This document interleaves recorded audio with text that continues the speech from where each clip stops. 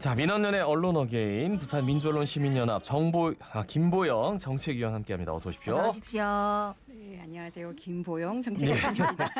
예, 죄송합니다. 네. 자, 오늘 어떤 소식 가지고 오셨는지요? 네, 박형준 시장이 취임하면서 부산시가 내놓고 있는 여러 정책들에 대해 관심이 많이 가는 요즘인데요. 네. 부산시가 이번 주 월요일에 발표한 재개발 재건축 규제 완화에 대한 지역 언론의 보도를 첫 소식으로 준비했습니다. 네. 예, 재개발 재건축 절차 간소화는 박형준 시장의 건설 부동산 분야 대표 공약이었는데 어떤 내용입니까? 네, 부산시는 속도감 있는 정비 사업 추진을 위해서 규제 정비 방안을 발표했습니다. 주요 내용은 재건축 안전 진단 절차의 간소화, 그리고 재개발 용적률 완화, 재개발 재건축 시 주민 동의 방법 개선 등 기존의 규제를 간소화하거나 완화하겠다는 것인데요. 네. 이는 박형준 시장이 그 재건축 재개발 활성화로 주택 시장에 강력한 공급 시그널을 주겠다는 것으로 보여집니다. 네, 부산의 노후된 재개발 지역의 정비 사업, 주택 공급을 늘려서 부동산 가격을 좀 안정화시키겠다. 지역 언론은 어떻게 전했습니까? 네, 대부분 부산시의 재건축 재개발 규제 완화 발표를 그대로 인용한 보도였는데요. 네. 부산시가 보도 자료를 낸 4월 19일에 방송 3사는 모두 단신으로 이 내용을 그대로 전했고요. 4월 20일 국제신문과 부산일보도 보도 자료에 근거해 규제 완화 소식을 전했습니다. 국제신문은 그동안 사업 추진이 지지부진했던 지역 정비 사업을 중심으로 기대감이 한층 높아지는 분위기다.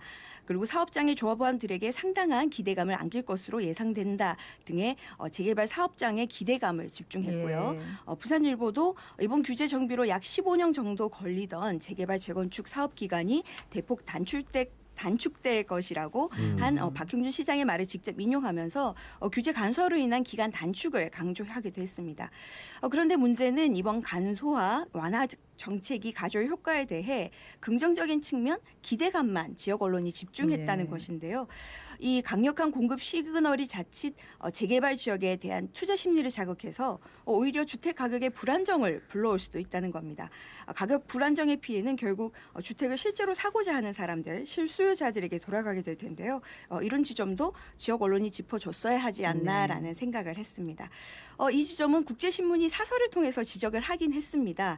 4월 21일자 재개발 재건축 규제 완화 신중한 접근이 필요하다에서 투기 수요를 불러 가격 상승의 부작용을 가져올 수도 있다.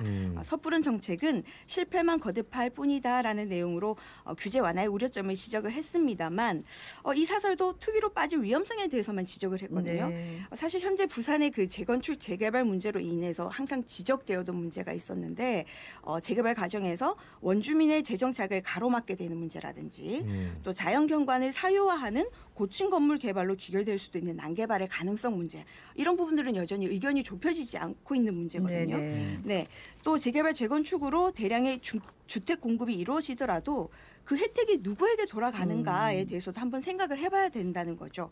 주거가 불안정한 청년이나 신혼부부 등 주거 약자에게 그 혜택이 돌아가게 해야 한다는 주문을 언론이 조금 더 부산시에 했어야 되지 않나 하는 아쉬움이 조금 남았습니다.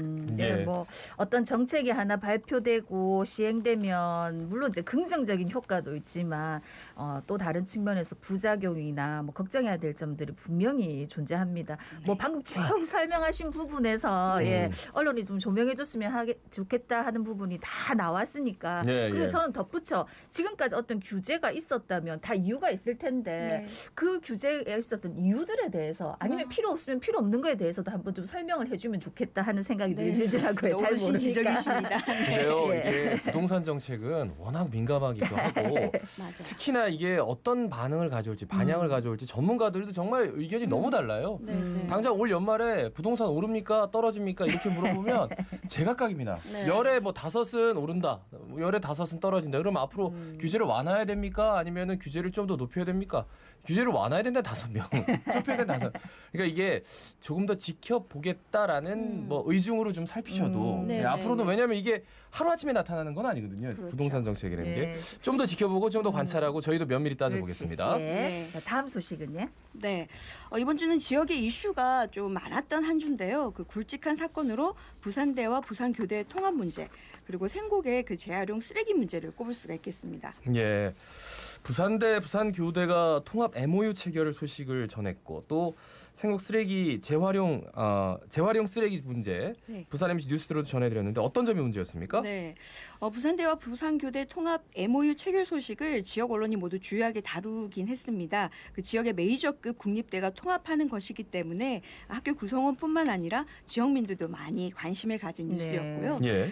그리고 생곡의 재활용 쓰레기장 문제도 지금 코로나 시기에 재활용품이 더 증가해서 그 처리 문제가 사회 문제로 대두된 상황에서 부산 지역의 재활용 쓰레기장 운영이 중단됐다는 소식에 또 지역민들이 많은 관심이 쏟아졌었죠. 네. 그래서 두 이슈에 대한 이번 주 보도를 살펴보면요.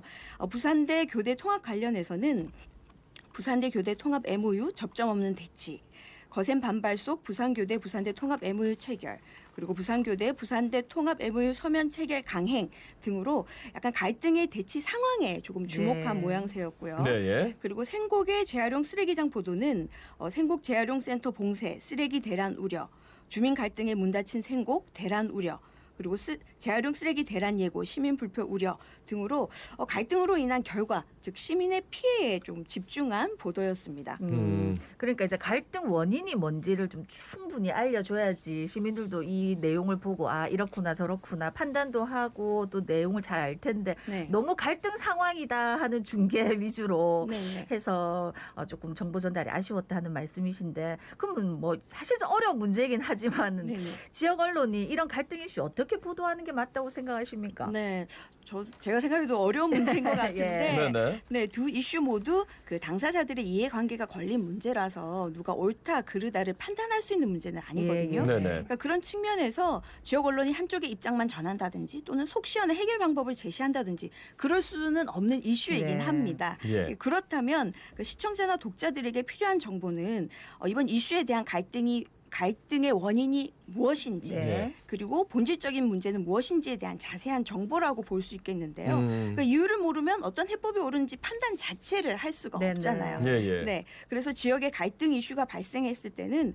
언론은 갈등 상황에 집중해서 그 상황을 중계해서 그러니까 지역민들에게 피로감만 유발하는 것이 아니라 예, 예. 네, 지역민들이 그 이슈에 대해서 깊게 이해할 수 있도록 갈등 원인의 근본적인 이유와 그리고 다른 지역의 해법 사례들도 충분히 있지 않습니까? 네네. 그런 네. 부분들을 제시해서 지역 곳곳에서 적절한 해법의 논의들이 활성화될 수 있는 공론장의 역할을 해야 되지 않을까라는 생각을 해봤습니다. 네. 근데 이제요 반대로 피로감만 유발하는 게 아니라 네, 진짜 요즘 코로나 때문에 너무 힘들거든요. 그렇죠. 네. 싸운다. 근데 왜 싸우는데? 그러니까 1번, 2번, 3번, 4번, 5번, 6번 그게 더 피로감을 유발할 수도 있고. 아 진짜? 예, 약간 그러니까 관심 있으신 분들은 그렇게 생각할 수도 있지만 네네. 반대로 생각하면 너무 집중하는 것 아닌가?라는 이런 생각을 할 수도 있거든요. 왜냐하면 지금 워낙 다들 어려우니까. 네, 그래서 네. 그 중심을 맞추는 게 참 쉽지 않은데 어쨌든 뭐 원인은 밝혀야 되는 거고 그렇죠. 예, 손은 키워야 되는 거니까 해야 될 일은 해야 되는 거죠. 맞는 말씀입니다. 네, 예. 어쨌든 갈등을 해결하는 방안을 좀 찾는 방안을 네, 좀 네, 네. 지역민들이 다 같이 필요하시더라도 네. 좀 다 같이 고민해야 되는 문제니까. 예. 의견을 근데 늘 내봤습니다. 보면은 갈등을 중재하는 역할은 거기에 이제 해당하는 그 관에서 나서서 네. 혼자서 이렇게 해야 되니까 공론화 과정 자체는 조금 부족한 게 사실이에요. 이런 문제들은. 맞습니다. 근데 그런 것들을 이제 모색하게끔 공론화의 장을 언론에서 마련해야 된다. 음. 예, 말씀 잘 새겨 듣겠습니다. 네. 마지막 소식 뭡니까? 네, 이번 주 화요일은 4월 20일 장애인의 날이었습니다. 네네. 그 장애인의 날에 맞춰서 지역 언론은 어떤 소식을 전했는지 살펴봤는데요. 국제신문과 부산일보가 장애인의 날을 기념해서 기획 보도를 선보였습니다. 국제신문은 그 점자 블록과 멀고 가로수에 막혀 음향 신호기가 있으나 마나다라는 기사에서 횡단보도에서 시각장애인 보행에 도움이 되도록 설치한 음향 신호기 실태를 점검했습니다. 네. 그 음향 신호기 대부분이 횡단보도 앞 점자 블럭과 떨어진 곳에 설치되어 있거나 또는 떨어져 있어서 이용에 불편함을 주거나 이용 실효성이 떨어진다라고 네. 짚었었고요. 그리고 방향을 안내하는 신호음도 인도와 먼 곳에서 들려오는 경우가 많아서 자칫 사고로 이어질 수 있다라고 네. 지적을 했습니다. 그리고 부산일보는 그 무장애 인증시설 최하위권 사회적 약자에 무심한 부산이라는 기사에서 부산 지역의 무장애 인증시설 실태가 전국 최하위권이고 그리고 공동주택의 경우 무장애 인증을 받은 시설이 단 한 곳도 없다는 점을 짚었습니다. 그 무장애 인증제는 장애인을 포함해 누구나 시설을 이용할 수 있도록 장애물을 최소화하는 국가 인증 네. 제도인데 이것이 이제 부산이 좀 부족했다라는 네. 점을 지적했고요. 또 18년 만에 장애인 인정 질환 확대라는 기사를 통해서 지난 13일에 장애인 복지법 하위 법안 개정안이 시행되면서 경증 조현병이나 기면증 같은 일상생활에 어려움을 겪는 질환들이 그동안 인정을 못 받았었는데 네. 이 질환도 장애인으로 인정받을 수 있게 됐다는 소식을 전했습니다. 이게 음. 인정 질환으로 확대되면 이제 복지 혜택 등을 누릴 수 있다라고 합니다. 네. KBS 부산하고 부산 MBC는 장애인날 기념식 소식을 단신으로 전하기도 했습니다.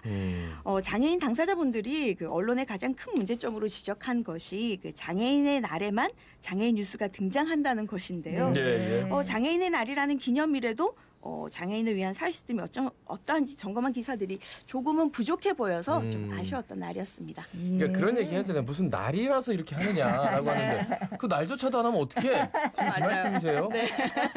예, 말씀 새겨 듣겠습니다. 오늘 새겨 들을 게 많네요. 예. 무슨 날 아니라도 관심을 진짜 많이 가져야 되겠다는 네. 생각이 들고 저희는 그나마 그래도 무슨 날에 조금 관심을 가졌다는 거에 네, 대해서는 말씀을 드리고 싶고 네. 알겠습니다. 열심히 구석구석 소식 전할 수 있도록 하겠습니다. 근데 진짜 방송 거리가 없다 뭐 이렇게 말씀들을 많이 하시는데 우리나라에 무슨 날 찾으면요 정말 많거든요. 기념일 많아요. 며칠 전에 정보통신의 날이었고 그 네. 전날은 뭐 장애인의 날도 네. 있었고 지구의 날이었고. 지구의 날도 네. 있었고 하여튼 그래서 그것만 찾아가지고 해도 방송 다 꾸밀 수 있다. 예, 그리고 잘 챙기겠습니다. 네, 예, 알겠습니다. 위원님 말씀 잘 들었습니다. 지금까지 부산 민원연의 김보영 정책위원이었습니다. 고맙습니다.